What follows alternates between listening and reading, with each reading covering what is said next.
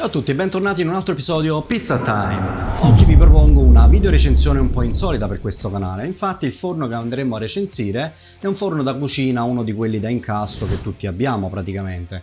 Recentemente il mio vecchio forno ha esalato l'ultimo respiro e mi sono quindi ritrovato alla ricerca di un degno sostituto che essenzialmente doveva rispettare due requisiti principali. Prima di tutto avere dimensioni standard in modo da non dover fare alcuna modifica nel mobile preesistente ed inoltre non poteva mancare la modalità pizza ed il raggiungimento dei 300 gradi in modo da poter fare anche alcune teglie con discreti risultati, giusto? E la mia scelta è quindi ricaduta su questo Electrolux forno pirolitico. Il model number lo vedete qui in sovraimpressione e l'ho preso in offerta su Amazon per circa 320 euro, da un prezzo suggerito iniziale di 550 euro, mentre sul sito Electrolux lo troverete ad un prezzo un po' maggiorato rispetto ad Amazon, ma con RAEE e consegna al piano inclusa. Online troverete anche altri forni interessanti in questa fascia di prezzo. Primi fra tutti, ad esempio, avevo notato degli Hisense molto interessanti come specifiche, ma purtroppo, anche se di pochissimo, sono tutti fuori misure standard. Ecco quindi perché la mia scelta è poi ricaduta su questo di fianco a me. Ma ora seguitemi così lo vediamo da vicino. Pizza time. Come vediamo, il forno arriva ben imballato. Il peso lordo indicato è di 30,5 kg.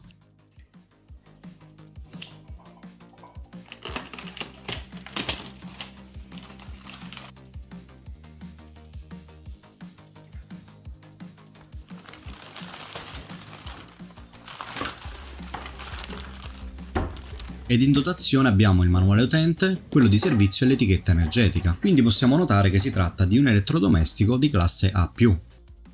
Il forno è dotato di un supporto per ripiani smontabile.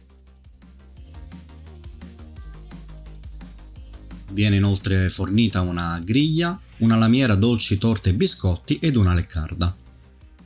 In alto a sinistra abbiamo una luce alogena, purtroppo come vediamo si tratta di una luce singola, mentre avrei preferito averne un'altra per un'illuminazione ottimale, ma sembra essere disponibile solo in alcuni modelli molto più costosi. In questo dettaglio vi mostro il wattaggio della resistenza superiore. Vediamo che si tratta di una 1900 watt, mentre il carico elettrico totale è di circa 3000 watt. Il vano cottura viene chiamato InfiSpace Extra Large e così viene chiamata anche la teglia, che viene dichiarata essere il 25% più grande dei forni standard.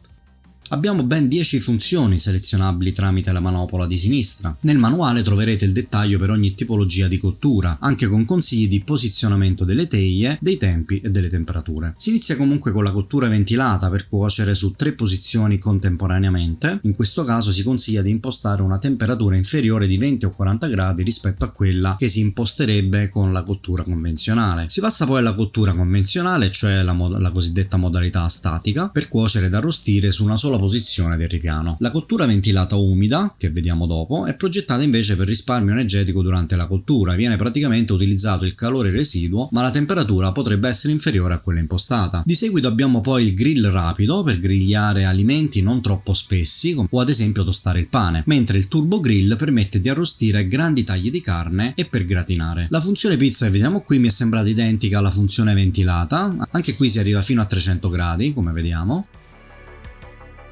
Abbiamo una funzione specifica per la carne d'arrosti, mentre la funzione mantieni caldo è appunto utile per mantenere calde le pietanze. Abbiamo poi la funzione scongelamento ed ultima, ma non meno importante, la funzione di pirolisi. Questo sistema riscalda in forno fino ad una temperatura che trasforma il grasso e tutti gli altri residui in cenere. Quindi alla fine si dovrà soltanto pulire il fondo del forno con un panno umido, senza dover neanche strofinare. Possiamo impostare 2 cicli pirolitici, uno breve ed uno lungo. Il forno vanta poi la tecnologia cosiddetta Surround Cook, che permette una cottura uniforme su tutti i livelli grazie alla ventola e alla sua resistenza circolare aggiuntiva. Questa tecnologia dovrebbe anche permetterci di cuocere le pietanze senza il bisogno di girarle durante la cottura. Qui dovreste riuscire a vedere la resistenza circolare incandescente non appena spengo il forno. Abbiamo poi altre funzioni standard selezionabili da menu, come ad esempio imposta ora, durata, orario fine, ritardo di tempo, conta minuti o conto alla rovescia. Come abbiamo per esempio già visto per il forno F1, anche in questo caso abbiamo un termostato di sicurezza che interrompe l'alimentazione elettrica in caso di surriscaldamento pericoloso del forno, cosa che sicuramente non accadrà mai a nessuno di noi, ma è comunque utile essere a conoscenza di questo ulteriore dispositivo di sicurezza, essendo tra l'altro un forno pirolitico e che quindi raggiunge elevate temperature. Molto importante anche la modalità sicurezza bambini, che può essere attivata semplicemente con la combinazione di tasti, come vediamo, e sarà confermata con la scritta Safe sul display. Questa modalità renderà impossibile l'accensione accidentale del forno e bloccherà anche l'apertura dello sportello, come vediamo. La modalità viene poi disabilitata con la stessa combinazione di tasti. La coibentazione del forno è eccezionale, garantita sia dalla guaina in fibra di vetro, che come vediamo è identica a quella che troviamo ad esempio in forni da pizza professionali come F1, ma è resa eccellente anche dal triplo vetro temperato dello sportello. Ovviamente è possibile anche estrarre i vetri per una pulizia più accurata. E qui vediamo un riassunto di tutte le specifiche, tra cui anche lo smalto utilizzato per l'interno del forno, che viene chiamato Clear and Clean. Non ho molte informazioni al riguardo, ma credo si tratti di un trattamento antiaderente. Non viene fornita una spina, quindi decidete voi se connettere un asciugo, una tipo italiana o a 3 poli o altro tipo. Nel mio caso ho optato per quella a 3 poli. L'installazione del forno è di una facilità estrema. Eccolo qui connesso alla presa ed appoggiato nel suo incasso. In questa ripresa non l'ho ancora fissato con le viti per poterne appunto verificare prima il corretto funzionamento. Notiamo un design elegante e minimal in acciaio inox anti-impronta e vetro scuro. Abbiamo anche un display che fornisce indicazioni su orario, programma e timer. Qui vediamo ad esempio che ho già impostato l'orario. Con la manopola di sinistra imposto il programma, in questo esempio ventilato, mentre con quella di destra imposto la temperatura. Vediamo che non appena apriamo lo sportello la luce si accenderà e la ventola si disattiverà per non disperdere calore all'esterno. Una volta appurato il corretto funzionamento possiamo procedere con il fissaggio ad incasso. Useremo in questo caso semplicemente le 2 viti in dotazione. Essendo appunto un forno di misure standard, che tra l'altro vi mostro qui in sovraimpressione, non dovremmo fare alcuna modifica o altri tipi di installazione. Per la prima accensione è consigliato innanzitutto pulire il forno e gli accessori con un panno umido e eventualmente con un detergente delicato. Poi procediamo con il rimuovere le teglie e la griglia dal forno ed impostiamo la funzione cottura convenzionale a temperatura massima per un'ora.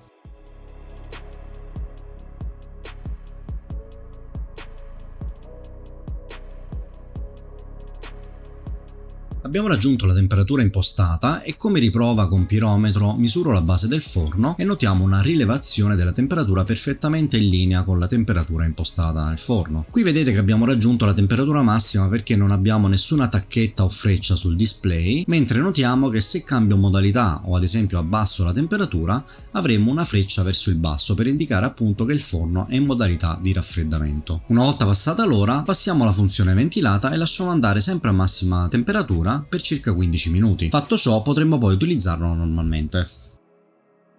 E direi che è giunto il momento di metterlo alla prova. Iniziamo quindi con una pizza in teglia con una teglia di ferro blu. Qui abbiamo un impasto 24 ore con idratazione dell'80%. Iniziamo a stendere il panetto su semole e lo riversiamo poi su teglia di ferro blu diamantata. Facciamo una semplice focaccia bianca, come vediamo ho impostato la modalità pizza a 300 gradi. Imposto il timer a poco meno di 10 minuti e sposto poi la teglia a metà altezza per altri 5 minuti.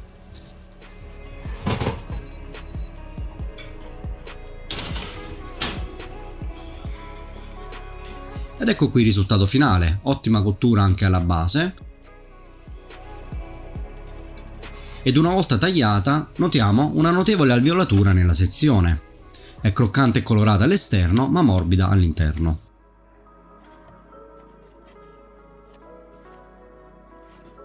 Ecco qui un dettaglio ravvicinato della sezione.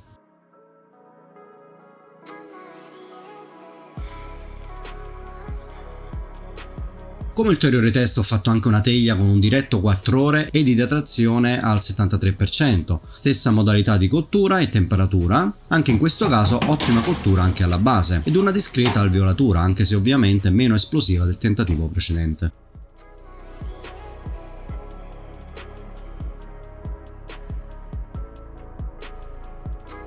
Volendo potete anche posizionare una pietra refrattaria sulla base del forno ed infornare con una pala a barella come nel mio esempio.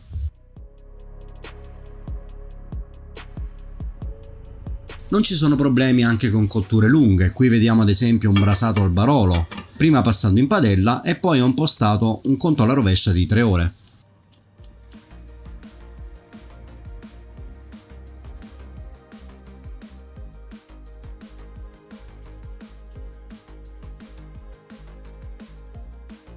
Ho provato anche questi muffin di zucchine ricotte e gamberi fatti a 180 gradi in modalità statica e come vediamo con ottimi risultati.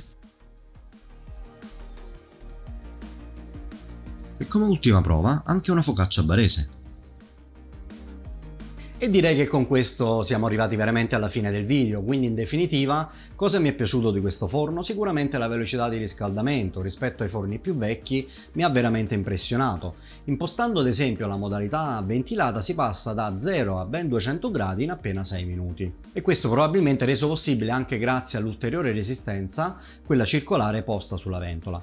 Inoltre la modalità pizza e la possibilità di arrivare a 300 gradi ci garantiranno un'ottima cottura delle nostre teglie, ma devo dire che in ogni tipo di utilizzo ho notato una cottura uniforme delle pietanze. Il display digitale e le modalità di cottura sono molto intuitive, un po' meno intuitivo forse il timer e il conto alla rovescia che sono un po' macchinosi da impostare. Ho notato poi anche un'eccellente coibentazione del forno, sia lo sportello grazie al triplo vetro ma anche i lati sono sempre rimasti freddi e non ho notato alcun surriscaldamento delle parti attigue.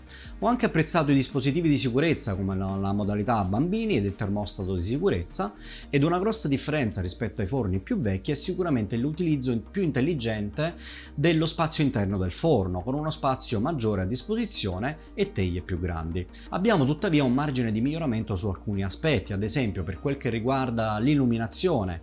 Una doppia lampada alogena mi avrebbe fatto sicuramente comodo e non sono riuscito a trovare una funzione che mi permettesse di accendere la luce nel forno senza però doverlo azionare o senza dover aprire lo sportello.